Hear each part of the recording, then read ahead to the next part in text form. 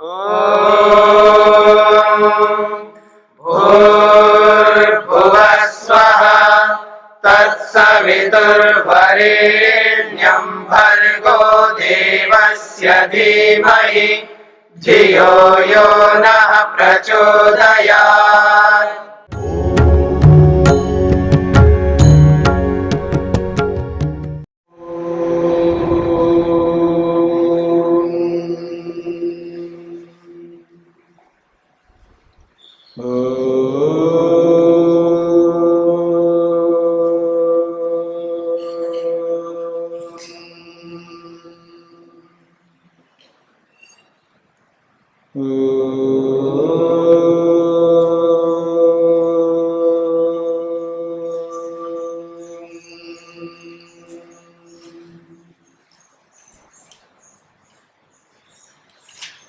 सांख्य दर्शन का 84वां दिन, अध्याय 6, पृष्ठ संख्या 161, सूत्र संख्या 65 है जी, सूत्र संख्या 65।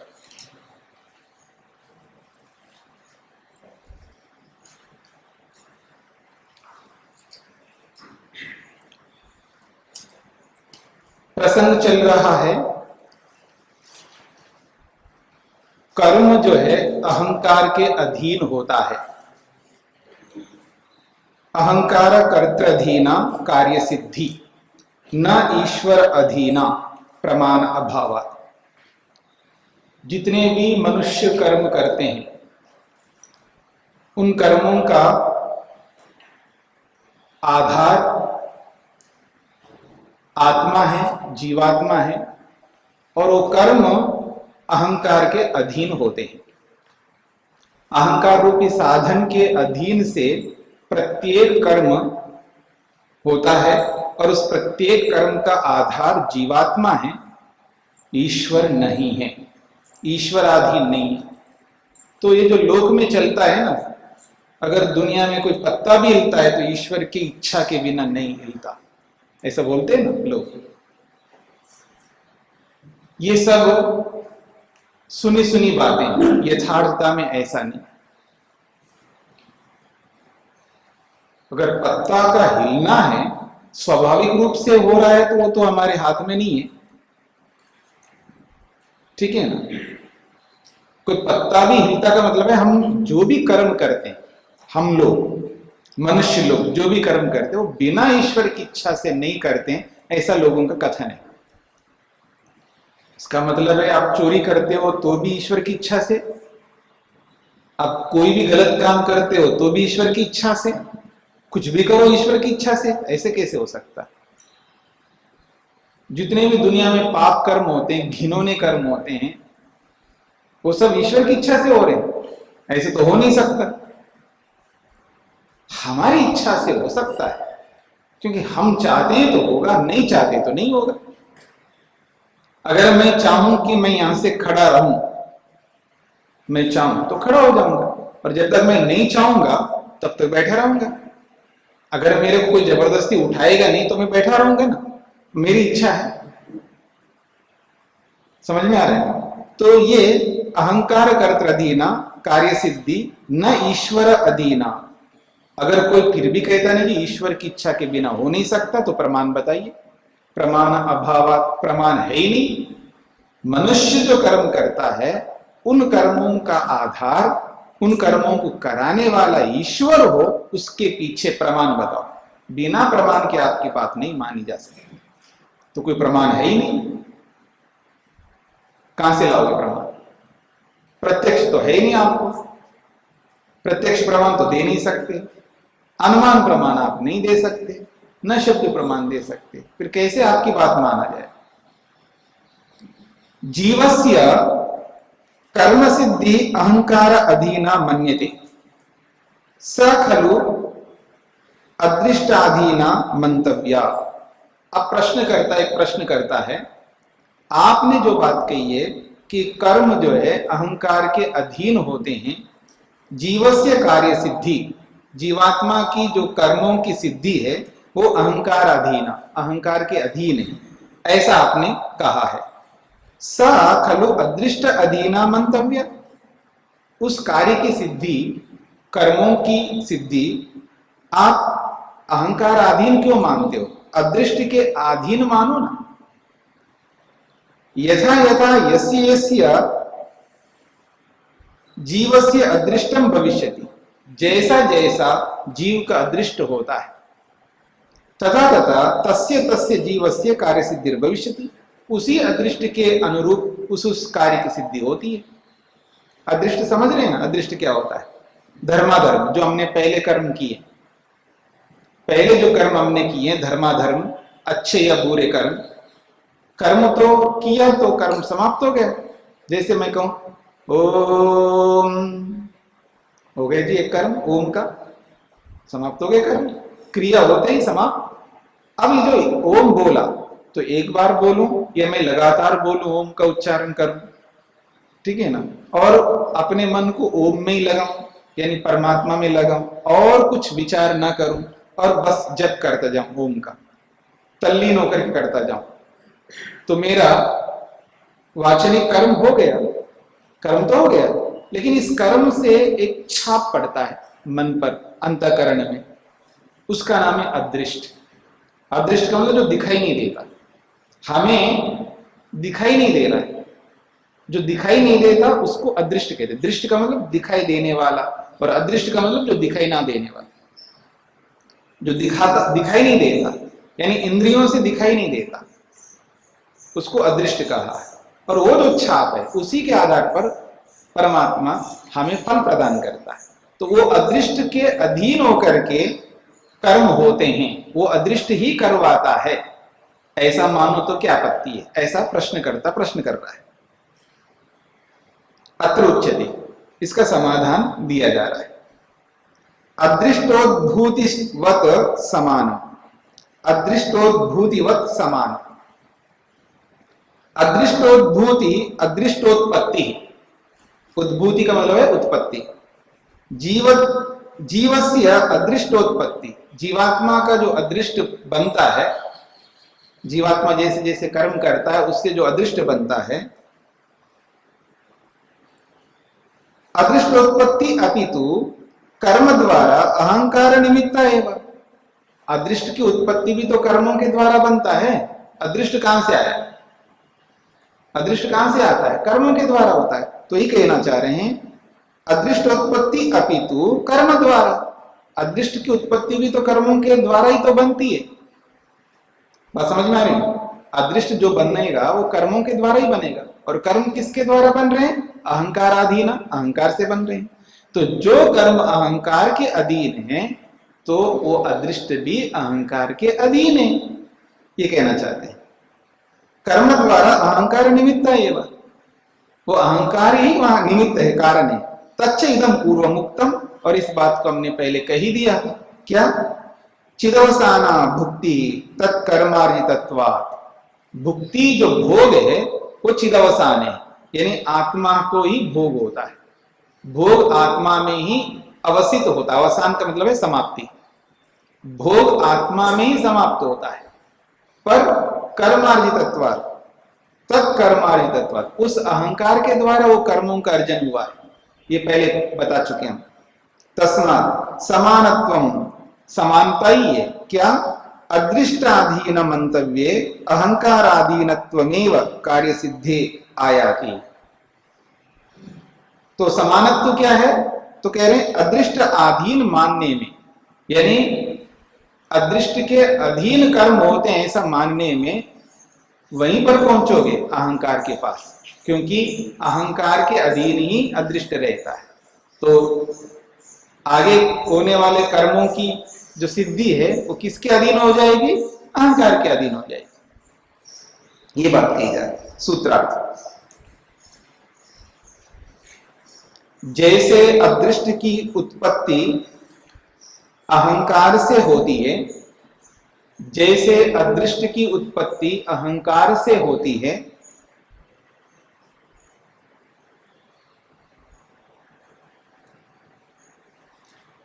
वैसे ही जैसे अदृष्ट की उत्पत्ति अहंकार से होती है, वैसे ही वर्तमान में होने वाले कर्मों की सिद्धि, वर्तमान में होने वाले कर्मों की सिद्धि, वैसे ही वर्तमान में होने वाले कर्मों की सिद्धि भी अहंकार से होती है।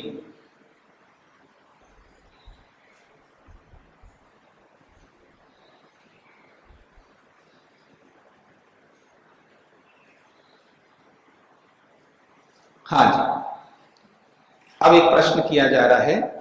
हाँ जी,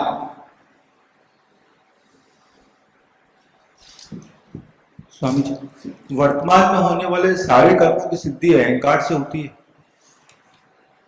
ऐसा तो नहीं माना जा सकता। कैसे माना जा सकता? क्योंकि जैसे हम कभी कर्म करते हैं और सफलता नहीं मिलती है, और कभी कर्म करते हैं और सफलता मिलती है, तो एक बार अहंकार से सफलता मिलती है और एक बार अहंकार से सफलता नहीं मिलती है, ये विधान तो सही नहीं। नहीं, इस बात से आप क्या कहना चाह रहे हैं?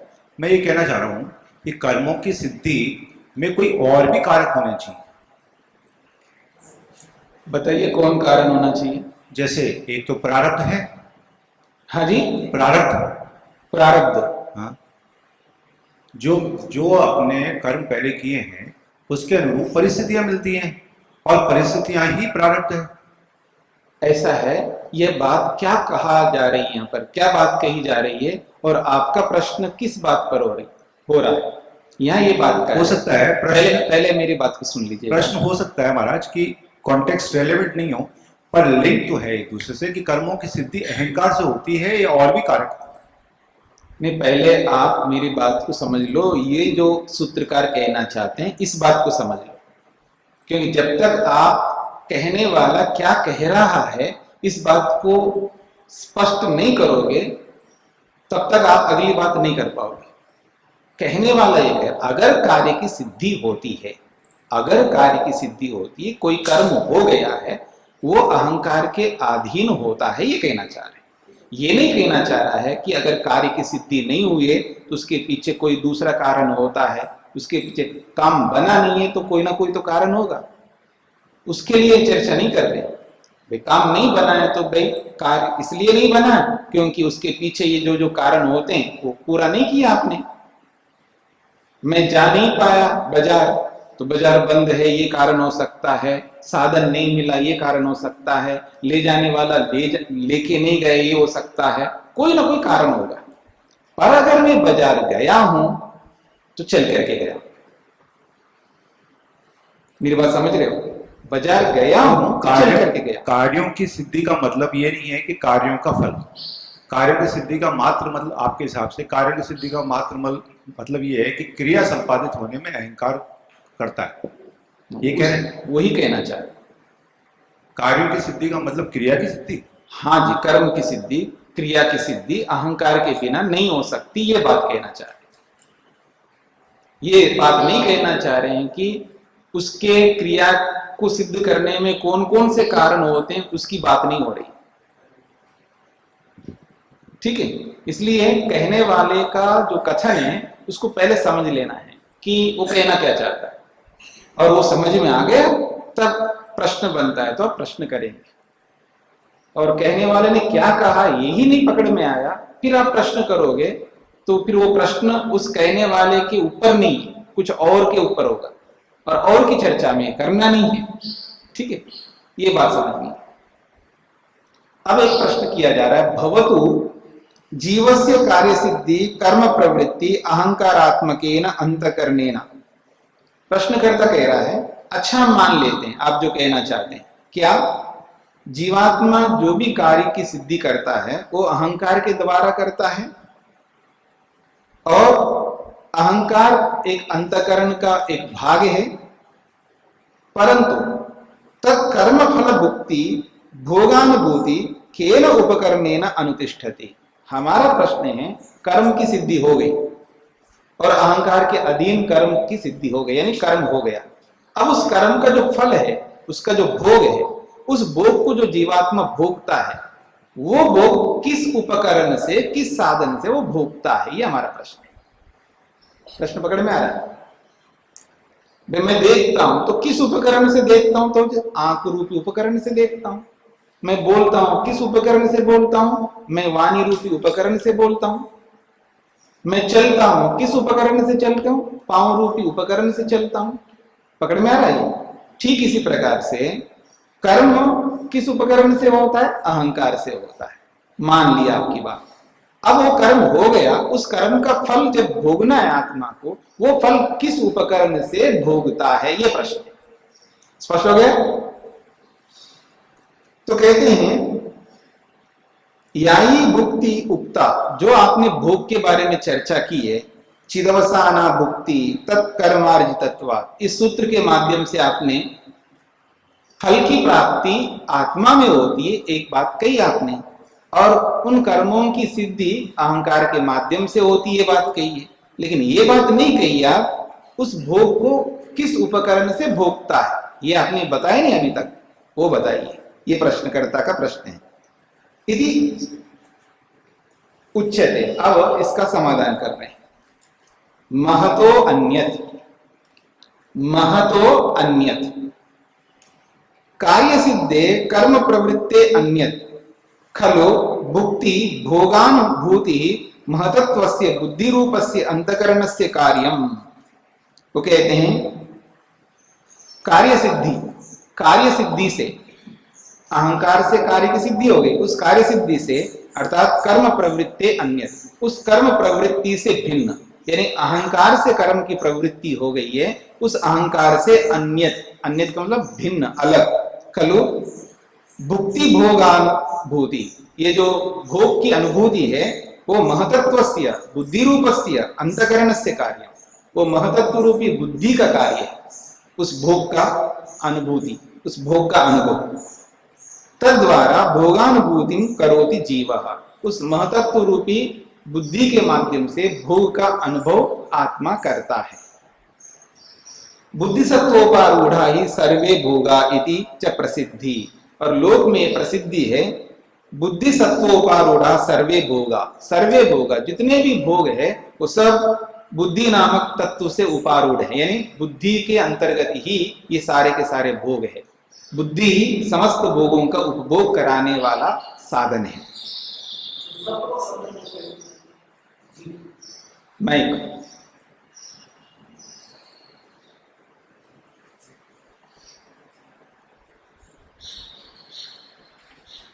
बुद्धि के साथ सत्व शब्द का प्रयोग क्यों? सत्व का मतलब तत्व, बुद्धि सत्व अर्थात बुद्धि तत्व, बुद्धि तत्व उपारूढ़। सत्व शब्द पदार्थवाची है, जैसे गुण शब्द भी पदार्थवाची है, ऐसे सत्व शब्द भी पदार्थवाची है। बुद्धि सत्व उपारूढ़ मतलब बुद्धि तत्व उपारूढ़, ऐसा है, यानी बुद्धि पर आरूढ़ है ये सारे के सारे भोग, अर्थात बुद्धि के माध्यम से होते हैं, ये इसका अभिप्राय है। ये तो ही असंगो ही अयम पुरुष, क्योंकि पुरुष तो असंग है, उसमें तो आरूढ़ हो नहीं सकते सारे भोग, उसमें तो आ नहीं सकते, तो किस में आएंगे? तो कह रहे हैं बुद्धि सत्वोपारूढ़, वो बुद्धि में ही आते हैं। भोगम तो बुद्धि सत्वेन अनुतिष्ठति, भोग तो बुद्धि नामक तत्व से ही होता है। तद अभावे भोगाभाव, अगर वो बुद्धि नहीं है तो भोग भी नहीं हो पाएगा।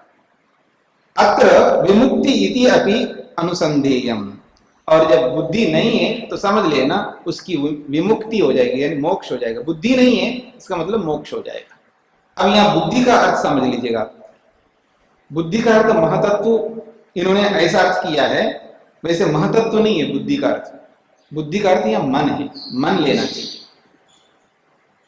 भाष्यकार ने बुद्धि शब्द से महतत्व अर्थ किया है, वो महतत्व अर्थ ना होकर के मन होना चाहिए, क्योंकि बुद्धि मन को भी कहते हैं ना, पहले बताया था ना आप लोगों को, बुद्ध्यते अनेन इति बुद्धि, जिसके माध्यम से जाना जाता है उसको भी बुद्धि कहते हैं।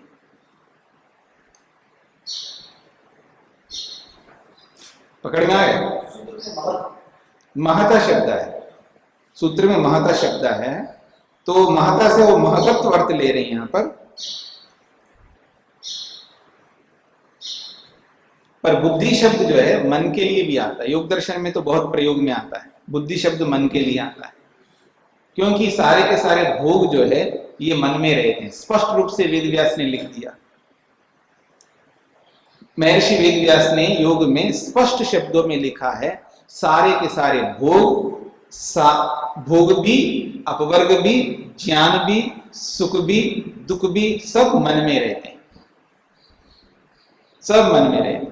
ये व्यास भाष्य में है क्या, मतलब योग में? हाँ, व्यास भाष्य में। और सांख्य में कहा है कि महतो अन्य।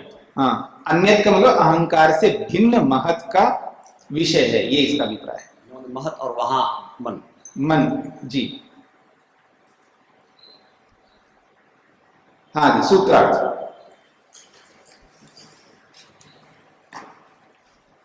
सुख दुख रूपी भोग की अनुभूति, सुख दुख रूपी भोग की अनुभूति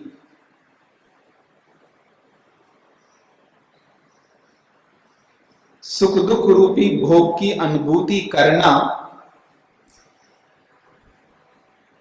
बुद्धि का कार्य है, बुद्धि का कार्य है।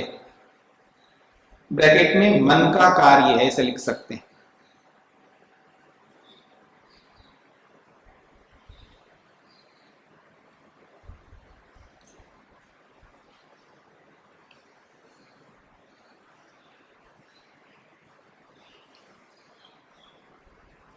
जी। अथ महतत्व अनंतरम प्रकृते पुरुषेण सह संबंध कथम भूत इति उच्यते। अब महत को बताने के पश्चात एक दूसरा प्रसंग चलाया जा रहा है, प्रकृते पुरुषेण सह संबंध। प्रकृति के साथ में पुरुष का जो संबंध है वो किस प्रकार का संबंध है, इति उच्यते। इस बात को लेकर के उत्तर दिया जा रहा है, यानी पुरुष का, आत्मा का, हम सब का प्रकृति के साथ जो संबंध है वो किस तरह का संबंध है, उस संबंध को क्या कहना चाहिए। संबंध अलग अलग होते हैं ना, जैसे पिता पुत्र का संबंध होता है, गुरु शिष्य का संबंध होता है, माता पुत्र का संबंध होता है, भाई बहन का संबंध होता है, भाई भाई का संबंध होता है, बहुत सारे संबंध होते हैं। और व्याकरण में तो बहुत सारे संबंध बताए, बहुत सारे संबंध, 60 प्रकार के संबंध बताए व्याकरण, 60 प्रकार के संबंध बताए। उन 60 प्रकार के संबंधों में से एक संबंध को व्याकरण में लिया गया है, ठीक है। तो संबंध बहुत होते हैं, उन संबंधों में यहां पर यह बात कही जा रही है, प्रकृति का और पुरुष के साथ क्या संबंध है, उच्चते, उसका समाधान किया जा रहा है। कर्म निमित्त प्रकृते स्वस्वामी भाव अपि अनादि बीजांकुरवत्। वो कहता है प्रकृति और पुरुष का जो संबंध है वो स्वस्वामी संबंध है। प्रकृति जो है स्व है और पुरुष जो है वो स्वामी है। स्व कहते हैं संपत्ति को और स्वामी कहते हैं मालिक को, मालिक। तो पूरी प्रकृति, प्रकृति का मतलब है संपूर्ण ब्रह्मांड, क्योंकि प्रकृति से हमको कोई लाभ नहीं है। मूल प्रकृति जो रॉ मेटीरियल है सत्वस्था में, उससे हम कुछ नहीं कर सकते। आटे से मैं कुछ नहीं कर सकता, हाँ रोटी से कर सकता हूं। मेरी बात समझ रहे हैं? रोटी से, रोटी बन के तैयार हो गई तब उसका स्वामी बन सकता हूं मैं। आटा पड़ा है तो पड़ा है, रोटी तो बनने वाली नहीं हो अपने आप, कोई बनाने वाला नहीं है, ना मैं बनाने की स्थिति में हूं। अब उस आटे से मैं क्या करूंगा, उसके होना ना होना एक जैसा है। अब वो आटा रोटी के रूप में बदल गई हो, रोटी के रूप में आ गया हो आटा, तब उस रोटी का मालिक बन सकता, ठीक है ना। तो ऐसे ही सृष्टि के रूप में जब प्रकृति बन के तैयार हो गई प्रकृति, अब इस सृष्टि का मालिक बन सकता। इसलिए बोलता ना, ये मेरा घर है, मेरी घड़ी है, मेरा ये है, मेरी मेरा, किसके लिए? वो जिसका हम प्रयोग कर सकते, जिसका यूज कर सकते, उसके हम मालिक बनते। तो यह प्रकृति शब्द से सृष्टि, जो बनी हुई सृष्टि, ऐसा अर्थ लेना है। तो कहते हैं कर्म निमित्त प्रकृति स्वस्वामी भाव। तो प्रकृति और आत्मा का जो संबंध है वो स्वस्वामी भाव है, और ये अनादिकाल से चला आ रहा है ये संबंध। और ये किस कारण से बनता है स्वस्वामी संबंध? कर्म निमित्त, ये कर्म के कारण से बनता है। और कैसा है ये संबंध? बीज अंकुरवत, बीज और अंकुर के समान है। जैसे बीज और अंकुर का जो संबंध है ये अनादि है, बीज से अंकुर, अंकुर से बीज, बीज से अंकुर, अंकुर से बीज, निरंतर चलता रहा, ये अनादि है। तो ऐसे ही प्रकृति के साथ में हमारा संबंध भी अनादि है, बीज अंकुर के समान। प्रकृति पुरुषेण सह पुरुषेण इति लभ्यते अर्थात, यहाँ पुरुषेण जो शब्द है ये अर्थापत्ति से प्राप्त होता है, सूत्र में नहीं है पुरुषेण। सूत्र में तो केवल इतना है, कर्म निमित्ते प्रकृते स्वस्वामी भाव अपि अनादि बीजांकुरवत। सूत्र में तो पुरुष शब्द तो है नहीं, तो ये कैसे अर्थ कर सकते हो आप? इसको कहते हैं अर्थात लभते। अर्थात मतलब अर्थापत्ति से प्राप्त होता है, क्योंकि प्रसंग पुरुष का ही चल रहा है, प्रसंग पुरुष का ही चल रहा था ना अभी तक, इसलिए अर्थापत्ति से यहाँ पर पुरुष को जोड़ लेना चाहिए। पुरुषेना, ये तृतीय विभक्ति का शब्द आपको यहाँ सूत्र के साथ जोड़ लेना है, ये कह रहे हैं। तो पुरुषेन इति लभ्यते अर्थात, अर्थात पुरुषेन शब्द जो है अर्थापत्ति से प्राप्त होता है। प्रस्तुत पुरुष प्रकरणात्, कैसे ये अर्थापत्ति से प्राप्त हो रहा है? जो प्रकरण में जो पुरुष का प्रकरण चल रहा है उस प्रकरण से ही पुरुष शब्द को यहाँ पर हम ग्रहण कर सकते हैं, अध्याहार कर सकते हैं, जोड़ सकते हैं। तो प्रकृति है षष्टि संबंधाच्च, और प्रकृति जो है ये षष्टि संबंध है। इसमें प्रकृति में जो विभक्ति है वो षष्टि विभक्ति है, तो षष्टि संबंध से प्रकृति में षष्टि विभक्ति है, इसलिए आपको पुरुषेन ये जोड़ना पड़ेगा तृतीयांत। प्रकृति पुरुषेन सह स्वस्वामी भाव संबंध, प्रकृति का पुरुष के साथ स्वस्वामी भाव संबंध है। द्यो शान्तिरन्तरिक्षं शान्तिः पृथिवी शान्तिरापः शान्तिरोषधयः शान्तिः वनस्पतयः शान्तिर्विश्वे देवाः शान्तिर्ब्रह्म शान्तिः सर्वं शान्ति शान्तिरेव शान्ति क्षमा शान्तिरेधि। ॐ शान्ति शान्ति शान्तिः।